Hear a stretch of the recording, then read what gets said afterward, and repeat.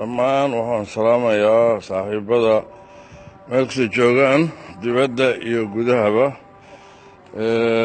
run ahaantiina waxaa weye dad badan baa soo wacayaa waxayna weydiinayaan wax shalayto facebooka la geliyey ama waliba lagu qoray Somali National TV dad sheegaya John Morgan oo geeriyooday.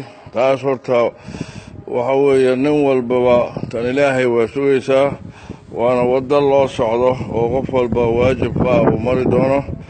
ilaahay bayna ku xiran tahay qof walba waqtiga uu dhiman doono iyo waqtiga tiisu gasho.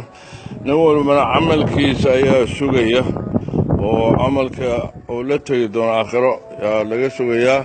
waxaan leeyahay marka run ahaantii maaha wax hadda aan ka dacwoonayo oo aan leeyahay qof geeridiisa ilaah baa xukumaya, laakiin dadka uun iska sheegaya waxaan u sheegayaa dadka ehelada ah ama dadka Soomaaliyeed meel kasta joogaanba inaan caafimaad qabo alxamdulilaahi.